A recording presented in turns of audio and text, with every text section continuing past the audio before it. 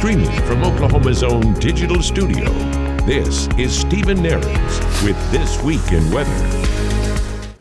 Hey everyone, Meteorologist Stephen Nehrenz here. Welcome once again to This Week in Weather on this August 20th from the News on 6 digital studio. Always appreciate you tuning into these on YouTube every week and giving some feedback on what you'd like to hear us discuss. I think you're going to really like today's episode. The one and only Chief Meteorologist Travis Meyer going to be joining me as we talk our Oklahoma weather, but specifically as you should be well aware, Travis is obviously a big rancher, and he's been doing a lot of work. Well, let me back up. He's always doing a lot of work out on the ranch, but here specifically the last several weeks, he's been doing a lot here in kind of the late summertime, and we're going to kind of talk about what all that entails. I think, a lot of viewers always really like to hear what he's up to, and I think you're going to like that. So here in just a second, Travis and I will be discussing, kind of what he's been up to and how all the summer heat has been playing into that. Like I said, as always, if you got questions, comments, suggestions, things you would like to hear us discuss on This Week in Weather, you know where to find me. There's my email address on the screen, my Facebook page as well. And as I always say, the comments section under these YouTube videos on our News on 6 YouTube channel, I'm checking those every week as well. And I've already had a few folks under the comments there kind of give suggestions of what they would like to hear. So those are very easy ways to find me. All right, like I said, I'm really excited to have the man, the myth, the legend, our one and only Chief Meteorologist Travis Meyer join me today as we talk, like I said, Oklahoma weather and for what we call, lack of a better word, Travis's haycation. We'll discuss that in a second. But Travis, how you doing? I'm doing great. I'm wearing my cowboy hat today just kind of because of what we're talking about today. And also because the sun's still shining today. And this has been one sticky, hot last week is all I can say. Boy, yeah, yes it has. Now we're going to talk all about what you've been working on with your hay over the last several weeks. So I'm going to show a couple weather graphics first because, you mentioned how hot the last several days has been. And I'll go through these and kind of discuss, the heat that we've been dealing with over the last 7 days. And it's what we come to expect this time of year, right? But man, over the last 4, 5, 6 days, we took it to another level. I'm going to go ahead and assume that this was not comfortable to be out on the ranch. Well, this was awful. And, for anybody who has to work outside, I'm accustomed now basically to the hot weather. And I think anybody that lives outside gets accustomed to it. But you can't get accustomed to when there's no air movement. And you're not prepared. You don't have a cap on. You don't have light colored clothing. You're not drinking enough. People get sicker and all get out. And yesterday there was no air. And then we had the heat index of 119 in Bristow. And when there's no air movement, you can't sweat, basically. You're sweating, but it's not cooling you off. And yesterday was probably one of the worst days I had to go through in a long time. I was like, this has got to end pretty doggone quick or I'm going to end. Yeah, it's like you said. We talk about this. Al and I talk about this a lot. You do too, and you just referenced it. The heat and humidity is one thing, but when there's no wind, holy moly! It just makes it so much more stifling, suffocating. Yeah, and that was the case yesterday. And I was just pure wet. And usually the breeze is enough to kind of cool you off and all that. But I'm not known as a sweater, but I was definitely like, man, I got to take a shower. This is bad.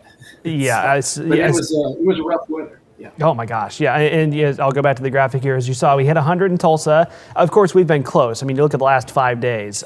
How close we got to 100. And I say this a lot too, 98 versus 100. At a certain point, it's all hot, I know. But we did officially hit 100 yesterday in Tulsa, only the second time this summer. So, while the last several days, we've really cranked up the heat, and again, middle of August, you would expect that. Compared to our last several summers, it sure has been a lot worse. Yeah. It has. And, this is a better heat humidity just because we had rain. I think this is the first summer that we will have gone through where it's been, I'm starting to get really dry right now because I missed the rain in the last 24 hours. But most of the Tulsa metro area has stayed green the whole summer. And that helps kind of keep down on the number of 100-degree days. We pay for it with high humidity, as we've talked about. But that is amazing. And we go back to 2011. You and I were just joking about that. But I have a sweater or a T-shirt from 2011. You can't have more 100-degree days. I hope we never see that again. I know.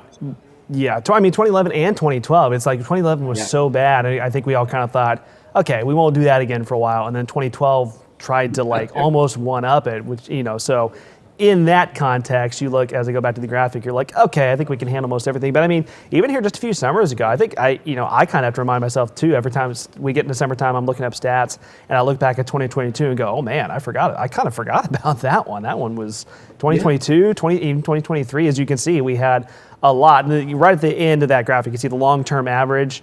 Tulsa's long-term average, for 100-degree days is, I think it's 10.8, so round up to 11. For the kind of our would be our normal number of 100-degree days in a year. We had 6 last year, so far 2 this year, and I'm knocking on some wood right now. I know better than to jinx this, but as we'll discuss forecast-wise a little while later, is there a chance that we stay at that 2 here in Tulsa? Possibly. It's possible. I'm saying it's under. Yeah, it's possible, but I'm going to say if we don't pick up rain in a few of these places, we're going to get another 100-degree or 2 days coming up. That's going to be my guess at this point. But Stephen, I mean, that last graphic, I know we're moving on to rain. That last graphic, though, it's amazing just how radical. And I want people to notice, I mean, it's radical. I mean, because, you go from 44 days of 100-degree heat to 0 in 2020, and then we try to average that out to 10.8 or 11. I mean, there's nothing normal about a summer in Oklahoma, I've decided.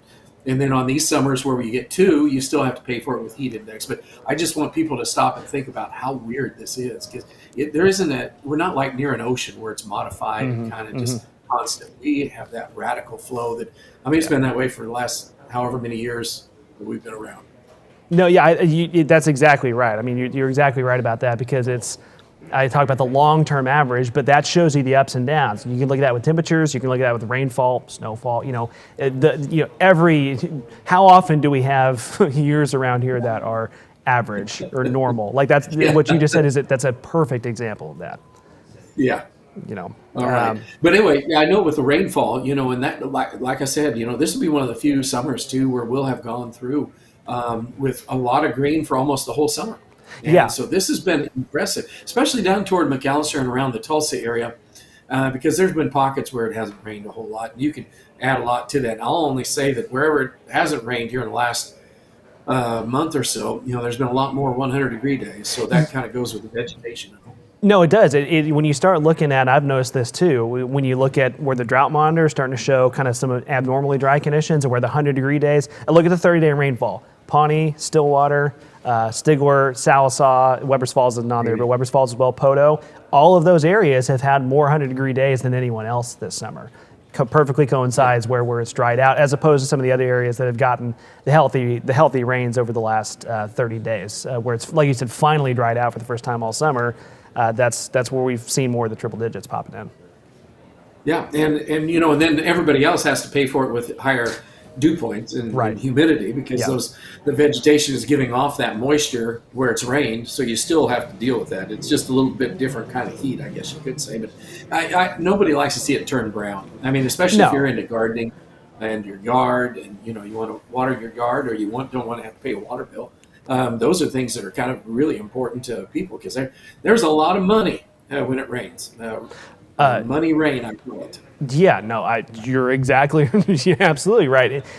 We'll bring this back up in a second when we get into your hay stuff, but the fact that some areas have dried out does play into how your hay work goes for you. I did want to also, because you wanted to show this too, I'll go back to the graphics here, going over essentially the entire summer, we'll call it that, the 90-day rainfall. It is still kind of wild to look at this. I mean, how often do we have rainfall totals like this through summer? So consistent. It's like one thing to have a flood in May and get your 20 inches and then not rain for the next 2 or 3 months. But this has been so consistent. This has been one of the most unusual summers I can ever remember. And I'm getting pretty old, so I've been around a few summers.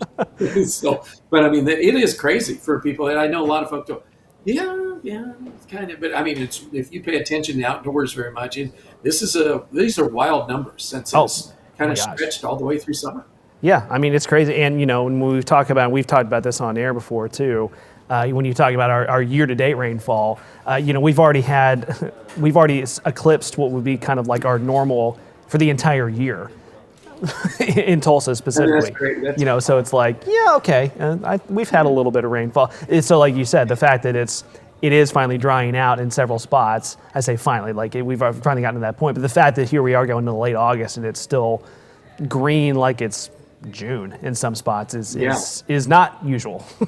even for our crazy Oklahoma weather, that's kind of crazy.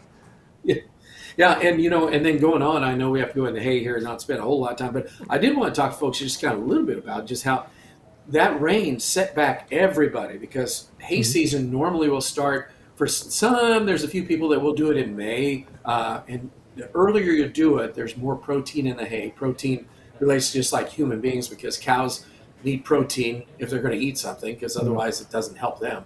And so their digestion system can eat that grass out and get the protein out of it, and that helps them stabilize and grow and maintain.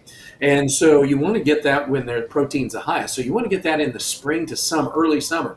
Once it gets to midsummer, like say the middle of July into this time of year, then that protein is lost in the plant. And so there isn't as much protein. And so cattle, horses, anything that's going to eat the hay, goats, sheep, it doesn't give them the same amount of value.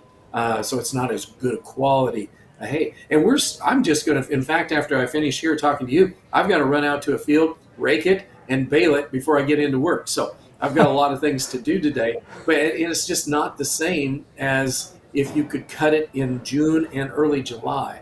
That's when most people will do it. It rained that whole time, so nobody, except for a few people, got a chance to go out and farm, or to basically not farm, but to put up hay. And so that has been just wild. And that, it is, and it's so, again, we talk about the extremes of Oklahoma. It's so Oklahoma-like, right? There's so many years that we get, you know how it is. We get to mid to late summer, and we're just praying for rain. And then we get a year like this, and it's like, we're getting too much rain at the wrong time. You're like, yeah, that seems about right. Well, and one of the things I always say is like the Porter Peach Festival happens in the middle of July. And if I haven't finished hay season by the middle of July, something's really, really wrong. Because usually that would be the, the last ending of it. Yeah. And I'm still like, here I am in basically the middle of August. And I'm not alone. It's a lot of people like that. Right. So it's been rough, and especially considering how hot. In fact, I put a better cowboy hat on, because this is my cowboy hat that I use. I just want you to see how greasy and nasty that thing is. I don't know if you can see that very well. You can. But it has been so hot. I wrecked a good cowboy hat with grease and sweating all summer long. I'm like, I've never done that before. But that's proof that putting up hay in July and August is not for me. No, oh my gosh, no. I have, trust me, Mr. City Slicker over here, I have so much respect for what you and all the ranchers do on a daily basis, and particularly in the heat of summer. Like, holy moly, I can't tell you how much I respect that. All right, so let's go through some of your, so I mentioned this earlier, I said haycation. That's often what we call this. When it's, it gets this time of year and Travis has taken some days off, but it's work vacation for you, Travis, because it's you're off, but you're not really off, because you're not on TV, but you're doing. Crazy. Yeah, and they think I'm nuts, and it's so dirty, and you can just tell from the tractor. You wipe the windows off, and an hour later, and you're like, need to wipe them off again. I'm dirty, I'm sweaty. There's my cowboy hat, that I just showed you. Oh, that's one. Okay. Because it's just. Yeah, that was, I took this picture just not too long ago, probably a week ago. And I was just trying to smile. I say, it's hot. And I was trying to grin and kind of faking it there. And but that gives you an idea of just, I've got a cab, because I tried to do that without a cab, and that doesn't work. So, and I can tell people, like, for example, like on the left side of this picture, that is hay that I cut down. So you have to cut the hay and let it lay there on the ground. We call it curing. And that allows it to dry, because if you went and cut it and then tried to put it in a bale, it's all full of moisture, and then that'll heat up, and then that would start a bale on fire, basically, because of all the chemical reactions that would go on. So you have to let it sit out in the field for, sometimes you can be lucky enough to get 24 hours because it's really hot and windy. Most times it'd be 2 days. Some have to go 3. And so you cut it. Then what I'm doing right now is taking a tractor, and I'm taking a rake, and then I'm putting them in what we call wind rows. That's what you see on the right side of this picture. Okay. That allows the baler to come and into a row and get it. Also keeps the wind from blowing the hay around. So that kind of gives you an idea of what it looks like when you're actually out there in the field. Interesting. Okay. That's good. See, things I didn't know, right? Okay. So here's a little video clip. I wanted you to kind of explain, especially this, because I was looking at this, I was like, man, well, of course, again, like I said, City Slicker here. It's not like I've baled hay before, but and the video clip will recycle and go back to that little screen that you were looking at. Kind of explain what you're seeing here. Okay, this was 2 nights ago. I ran home, and it was getting ready to possibly rain, and we were like, oh, we better finish baling this. So I had an hour and a half to do that. That monitor gives you pretty much tells you the size of the bales. You can make the size of the bales whatever you want them. But that tells you, it beeps at you all the time. It is also giving you not only bale size, it counts the bales, it gives you the ability to, as well, to bale smaller type of bales. It also tells me where I'm at on the size of the bale, so that if something goes wrong, it'll beep at me and tell me if something's loose. And so it's a safety monitor as well. So that's that I'm just going down a row, that one of those windrows, and then the baler is behind me, picking up that hay and then making those round bales. But as you can see, again, it is so dirty. So thank heavens I have a cap, because when I used to do this without a cap, I'd go to work at night and I'd get froggy like I just did a minute ago. Yeah. And you can't talk because that's fine dust, particulate dust. Yeah. It's bad. People think I'm nuts. They think I'm absolutely nuts. And I really wonder about myself when I think. Oh, man. And then we have to pick up the hay, and so I just use tractor and we pick up the hay. And hay bales will weigh anywhere from 800 to 1,000 pounds normally. Some could be heavier. Mine, I try to make them a little bit lighter. And so I just take tractor, pick them up, and then I put them onto a trailer, and we get them off the field, and we take the hay, and then you push them on at the back end of it, and then you dump it off to the side, and then you put them either in a shed, or you take them to whoever bought the hay and want them for their horses or cows or whatever. Gotcha. And so, like I said, variety of hay sizes and all that. Some people want square bales. This is my son-in-law. I said, I'm not picking up square bales. So he said, well, I'll pick them up. But of course, what you pick them up now is a lot different than the way we used to pick them up. Right. And so he uses a skid steer to do that. And so it's become more automated, just like life. I mean, everything else automated more so. And so that is helping us make it easier for a one-man operation or two-man operation to get stuff done. But that automation is a big change compared to when I was a kid, 10, 15 years ago. Oh gosh, I can't even imagine. All right, now these pictures, I saw these when you sent these to me. I was like, oh man, there's got to be some stories here. So obviously, it's like anything, things break, right? And especially when you're doing incredibly strenuous work like you're doing. So it looks like we'll just explain what we're seeing here. I'm seeing some well-worn parts. Yeah, I mean, because it's hot, it's dry. There's, thousands and thousands of pounds of hay that have to go through these conveyor belts and through the machine itself. There's so many parts, but this is just one of them. And that happened to me a couple weeks ago. And it was basically 110 heat index, I think, that day. And I'm just like, no, God, please tell me this isn't happening right now. Please, not now. Because you don't want to break down, number one. Because number two, it's too doggone hot. Number three, you have to stop, go get parts. You can't finish doing the hay. If it's going to rain, you can't have rain on the hay because then that makes it moldy, and then mold will make the horses sick, or some cattle. It isn't good for cattle. So that's just one of the things. You have breakdowns. And so that's some of the things I do. And that's when I really, really question my sanity of why I take vacation to do that.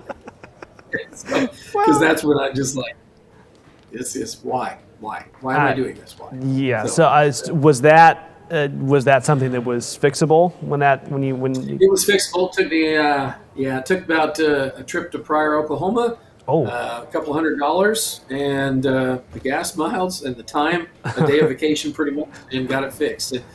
Usually that's not worth it. But, that's what you do if you love it, I guess. True. I mean, yeah. There's the whole backstory behind all of this is that this has been your entire life, and clearly you love it, or you wouldn't still be doing it. Yeah, and it's weird because it becomes a passion, and it's I love to grow things, and I love to, I don't want to say feed people, but I kind of like growing things to feed people. Yeah. And so that's kind of a farming mentality or ranching mentality, I guess. It's really hard. I talked to a couple of people. It's hard to get away from that. So I bet. Yeah. Oh, well, I mean, and again, I've said it once, I'll say it a million times. I can't say how thankful I am that there are people like you that are willing to do those jobs, because there's many of us, myself included, that I don't know would be nearly as willing to do the kind of jobs that you guys do. So this was sorry, go ahead. Yeah, no, I said I appreciate that. But I mean, again, I feel like there's such a disconnect between living in the city and living on a farm now, because everybody used to be connected to the farm. Everybody Sure. had a grandpa, grandma, dad, mom, or whatever, great grandparents lived on a farm. Some still do, but the city has become such a city, and I'm not just talking about Tulsa, but I mean, Tulsa is just, you drive 20 minutes and you're outside and you're in the country pretty much. But it's still we're trying to get agriculture into the heart of Tulsa because, I mean, once people lose what it's taking to make food, it's really a different world, that they're not thinking about what it takes to grow things and how you got to take care of the environment and how you have to take care of these plants and these animals and all that in order to make it so that there's a McDonald's and there's a salad at the Research grocery store or whatever. So those are the things that I really want to be able to push and kind of keep people, connected to agriculture because it is a different world. But anyway, I'll go back.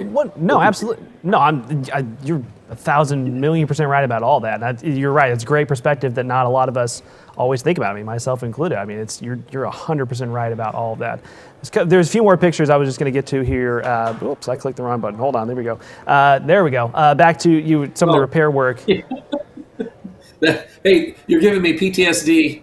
Oh, again. sorry. That's another broken part. My PTO shaft broke, and I had to go get a replacement for that. So that was another day of vacation that was not vacation.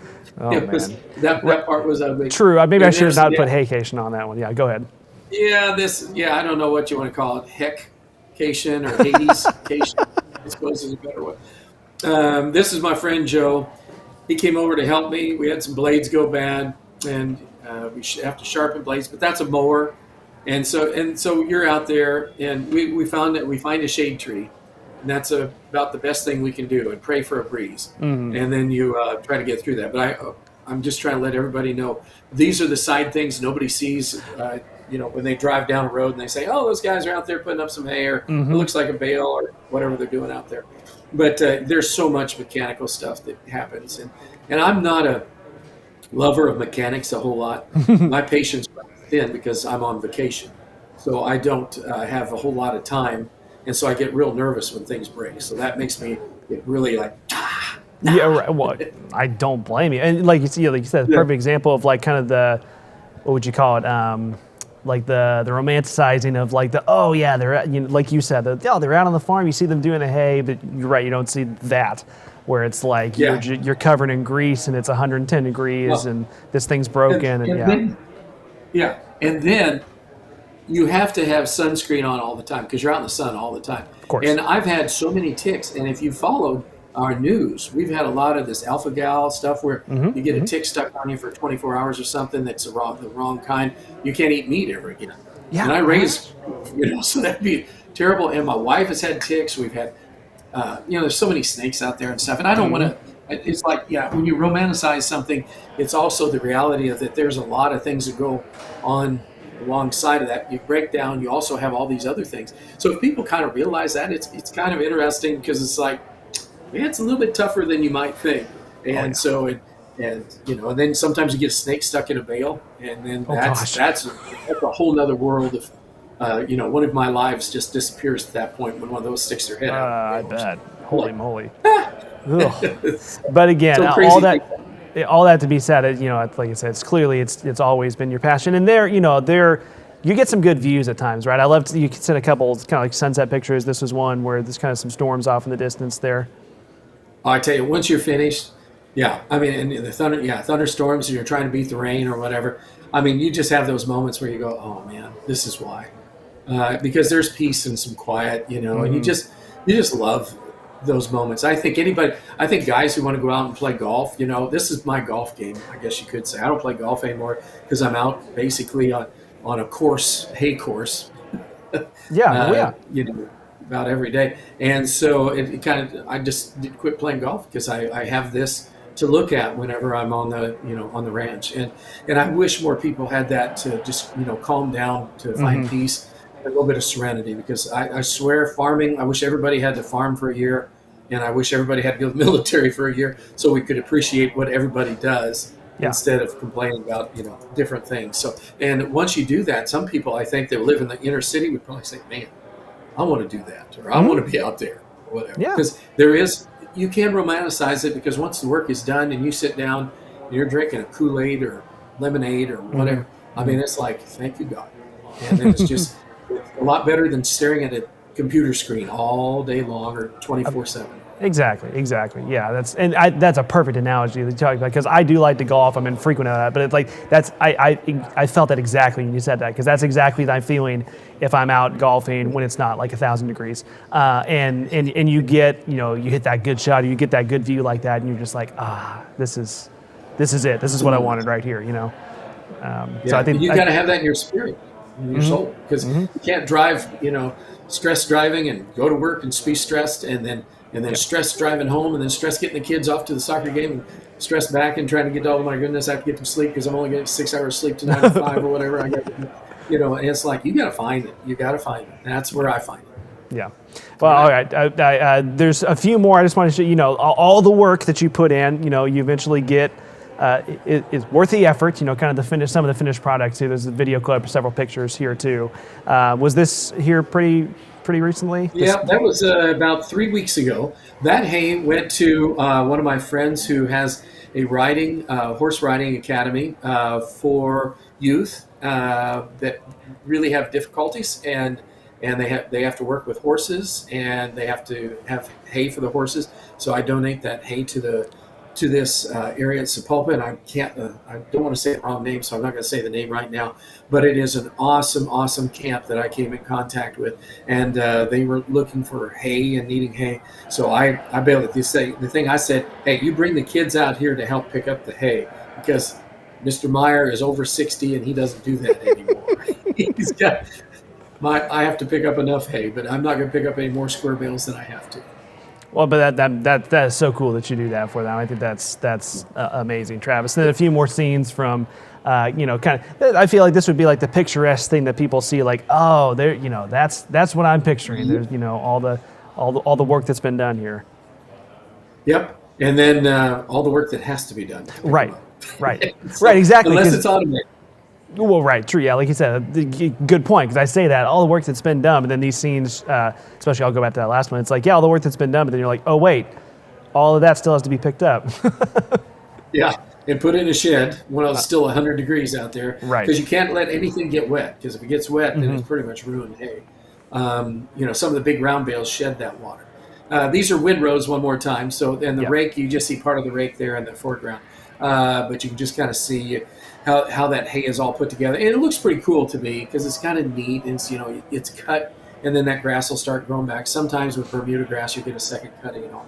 So that's pretty cool. I was going to show one thing that happens this time of year, and so I'm going to show you just real quick. This is Bermuda grass, and some of the native grasses are really, really awesome for here. But when you cut hay real late in the season, you start getting this type of stuff here. And this is foxtail. And foxtail is, if the horses eat this, it goes in there between their cheek and gum and rubs sores in their mouth. Oh. So that's one of the negatives that is about cutting hay this time of year, because plants naturally seed. And foxtail is notorious for being a nasty grass. Nobody likes it, and it spreads very quickly. And these are just little pokey things. And so if a horse or cow gets it in their mouth, it's not good. So the only thing I was going to mention was you got to get the grass while the grass is good, so to speak. So that's my comment. And that's why this year is just, even though we got a lot of hay, some of this grass coming out now is seedy and not nearly as good as it would be if it was the not as good stuff. The stuff that you, like you said, that you don't want. Ideally, you wouldn't want. Gotcha. Yep. So just rows and rows, and then you bale it, and sometimes you accumulate it, and so you're seeing that. And that's another picture of hay just been cut just behind my house, and it's just laying there drying and waiting to go. So that's when you see that in the fields, that's kind of what you're getting. Then you got to go store it in a barn. So this was some leftover hay from this last year, and so I'm going to be adding to that. I've got to haul a lot of hay in the next week before it rains, hopefully this coming week. And we get some good rains, because I want to get the hay in the barn, then you don't have to worry about it molding or getting rotten on the outside of the hay bales. See, perfect. Yeah, so that's kind of one of the finished products there. So, excuse me. See, now I'm getting the frog in the throat too. What do I? Why? I'm not on the ranch. Why do I have a frog in the throat? But I think. I mean, we could talk for hours about all the work that you do there, but I think it's people love hearing what you do. They know that you're a rancher and a really hard worker, and we all know it too. And I think it's just really cool to see all the stuff that you're doing outside of working here. Working here is busy enough as it is, so your job. And so to see what you're doing outside of this job here, I think it never fails. I'll just say it never fails to impress me. It just amazing. Well, thanks. But it is amazing the connection that you have. And that's why I really didn't want to ever quit, was just because when you work outside, that was how I fell in love with the weather. We each have come to meteorology for pretty much a young age. I know you, Alan, Station, everybody's kind of come into that at a young age, but it's like mine was just a connection with, we got to do this because it's going to rain, or I'm praying for rain. God, please let it rain because everything's burning up. So my mind has always been on the weather when I've been outside. And so this helped me maintain also a very good feel for what people are going through. Because it's like when you go into a city, I mean, it's kind of like, you have a covered parking or garage, and you get in that in the morning and you go to work in covered parking at work, possibly. And then you go into an air-conditioned building right away. And then you go out, and then maybe you have to go to your kid's soccer game, or maybe you have to go to practice, or something, but you're driving home and air-conditioned, and then you get into your home, your garage, hop in your house. And so there's a lot of people that get to do that, which is awesome. But then there's the other side, which they go out and they're pick up with the windows down in the morning, and they're working outside all day long, and then they're looking forward to getting to air conditioning in the evening so they can flop down in an easy chair or something, because they are worn out from the weather. So it has helped me maintain a very, very good, what should we say, thought process on. There's a lot of people that do a lot of different jobs here in Oklahoma, and so some are in the air conditioned building and just going to sporting events outside, and others are working out there day after day after day. Yeah, so it's unique to all the lives. Well, Alan talks about this all the time. When we get this time of year, we talk about the folks that are construction workers, and heck, even kids. When we get into July and August, the kids that are doing band practice and football in practice, and it gives you a whole new appreciation. I mean, I know it does for me too. Anytime I find myself starting to complain a little bit, or more than a little bit, about the heat, when I have air conditioning that I can just step into within like 2 seconds, it's like, all right, I'm not going to complain here, because it puts it all into perspective really quickly. Yeah, and thank God for air-conditioned tractors. That's all I'm going to say. Oh my gosh, I wouldn't be doing that, because you can't. I mean, a few guys can do that. When you're in your 20s, 30s, and 40s. When you get a little bit older, it's like that'll suck the life out of you pretty fast. Oh man, no kidding. All right, well, before you as you said earlier, you've got other things to do, both ranch-wise, hay-wise, before you come into work today, because you're always going here. But talked about how we've got some big weather pattern changes coming, and how there may be some more rain next week. And how about relaxing the heat? Would not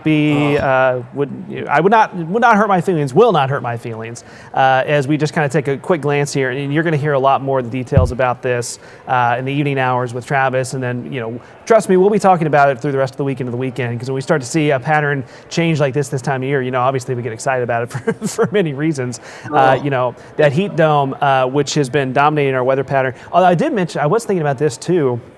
Obviously, the last several days, the heat dome really cranked up the heat for us. But this kind of goes into how we've had the heat this summer. Travis, I'm sure you've noticed it, because I have too. It's, we usually get to a point this summer where the heat dome settles in, and then it just doesn't. I mean, it moves a little bit, but it doesn't move for 3-4 weeks at a time. Right. But this summer, it seemed like almost every time the heat dome has, just as it's taking over, after about 3, 4, 5 days, it's like, okay, time to drift off to the west or to the east again. And it just has not allowed for us to be into like one just like persistent, like weeks-long heat wave, which again, not complaining. No. And I agree with you. Otherwise we would be talking about 2011, 2012, or the 2022 time period or whatever. So, yeah, I mean, it's like, thank God for small favors there, because I just want to keep green country green. That's all I'm saying. Oh my gosh, and if that breaks and does what it's supposed to do, that'll be pretty awesome next week. Stacia was mentioning, I mean, as soon as there's a little cool weather, Stacia starts mentioning pumpkin spice lattes and all that. I'm like, it could be July, and if we have a real big cool down, it's like, pumpkin spice lattes. Yeah, well, to be fair, the places that sell those, they get to like August 1st. And they're like, guess what's coming? And we're all like, we've got like 2 months of summer to go. Like, but I understand. I love fall. Fall's my favorite season, so I totally understand. Like, fall for many reasons is my favorite season. So the first time that fall just starts peeking in, I'm like, oh yes, here we go. And then we get into September, and it's like, oh wait, never mind. But oh, darn it. But yeah, pretty good. But anyway, this is pretty cool what you're talking about here. Yeah, so again, the heat dome's starting to slide off to the west. By the way, you can see Hurricane Aaron in the Atlantic, which, as the forecast has been consistent for several days now, the center of the storm stays out to sea, but it's such a huge hurricane, just the amount of space that it covers, that they're having really dangerous rip currents along the East Coast this week, and they may actually get some tropical storm force winds even in like the Outer Banks of North Carolina, even though the center of Aaron will be, like 200, 250 miles offshore. Yeah. It's just so huge that it's going to cause some probably tropical storm force winds along like the North Carolina coast and maybe even up to some of the Northeast coast as well. So thankfully not landfall there, thank goodness, because that would be a big time deal if it was. But they're doing without obviously the next few days. But then this is what we're talking about by next week. Jumping ahead several days here. This would be the forecast pattern for the beginning of next week. That is... Yeah, exactly. Not only northwest flow, but Travis, like really strong northwest flow, which again, this time of year, that is just, we don't usually see that in late August. No. And with this coming to fruition the way it is, I mean, this is pretty impressive. And you've been looking at a lot of weather maps. I'm going to be starting to look at them here in a while. I am just impressed that, we can have a rainy day and be 70 all day long or something. That's just bizarre after what we went through yesterday. Yeah, I am. Yes, we've both been. All of us, the team, looking at that weather data, and I've seen that in some of the forecast models that are keeping us, days in the 70s next week. And it takes. By the way, it's a good point that it pretty much takes a rainy day to do that in August, right? Because if we had like a sunny day, even with a big cold front, if we're gonna have a sunny day in late August, we're not gonna stay in the 70s. But if we have some rainy days next week, which it looks like we might, which, like you said, we need a good drink of water, could really help us out. But there's the pattern. I know it's pretty obvious, but big old bullseye of blue over the plains and the Midwest and the Northeast next week, which just the long and short of what that's indicating is a high likelihood of cooler than normal temperatures next week. You can see the calendar on the screen here, so that's indicating next week leading up to Labor Day weekend. We'll see if it lingers all the way to Labor Day. It more than likely will probably be kind of fading by then, but for next week, the signal is and also this time of year, you know how it is. There can be signs of this in the long term, and there could be false hope, and so we kind of often wait. Yeah. Give it several days to make sure that the pattern is actually going to happen. But we've given it, No. That's God telling us that college football season is starting. That's right there. That's directly from God. Yeah, that's what I'm saying. That's going to happen because college football kicks off next week, right? Mm-hmm. It does. Yes, it does. Next weekend, Labor Day weekend, college football's back. Okay, there you go. I like your thinking because I'm a huge college football fan. That's one of many reasons fall is my favorite season, and so I'm really excited for it. I thank you. I agree 1,000%. That's a sign from above that, like, hey guys, here we go. It's time for your favorite season, and like you said, hopefully bringing us some rain as well. Maybe even the western portions of the states. Again, we'll see how it pans out for next week, but. As we talked about rainfall earlier, some areas have had a ton of rain over the last 30, 40 days. Others have had almost nothing.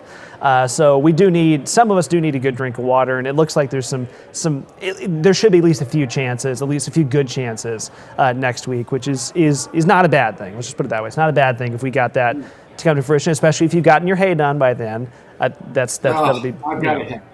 Hey, one thing too is the western part of the country which hasn't had rain. Man, they'll be happy if they get. Because they are so bad. I have some friends in Salt Lake City that they said they've never been so dry. It's just awful out there. Yeah, no. Anyway, all right, go ahead. All right. No, but you're exactly right. Because I was focusing on just kind of us here, but you were looking at the graphic of the whole country, and to show how that wetter than normal probability increases across the Rockies and even the West Coast. And they need it. I mean, they have. We have our little dry patches right now, but they've been very dry out on the west coast of the United States. And so, you're absolutely right. That would be a big time blessing for them.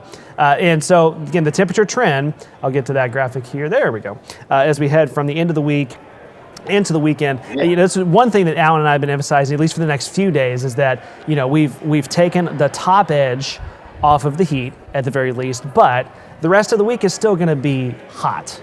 Just not It's still like hot. the worst it could be. It's so when we're talking about relief, I think as soon as we start saying that word, people think, oh, it's happening right away, and I keep being like, well, next week looks awesome, all right? But, the rest of this week, it's not terrible. It's still going to be hot, but this is just kind of a way of comparing where our highs are looking in the next several days, and long and short of it is, through the end of the week to the start of the weekend, low 90s would be considered kind of typical normal, and that's generally the range will be in low 90s, probably even mid 90s. So it's not fall this week, all right? We're trimming the temperatures back shortly, but you can see that next cold front, much like I said, by August standards, summertime standards, a strong cold front. Looks like it's showing up kind of the leading edge Saturday into Sunday, and then behind that there's like a bigger push of cool air, and you can see how those temperatures tumble next week. And like you said, it's been looking better and better that we're going to have possibly a several-day stretch of some well below normal temperatures as we head into the last full week of August, which, again, I will never complain about that. No, and I was just looking here because that's what you're going to be doing here at noon. But yeah, I mean, I'm looking, if some of these projections come right on some of these new model runs, I'm like, I might have to get out a light jacket. No, don't think I'm going to worry about it. Yeah, when do we ever worry about that in August? No, I know. And again, there's so many litany of forecast models that we look at in a day-by-day basis. But trust me, I've seen some of those forecast model runs too where you're like, those don't look like August temperatures. That doesn't look like August at all. So we'll see how that pans out. I'm going to look at your forecast here in a few minutes and see what you're going to say.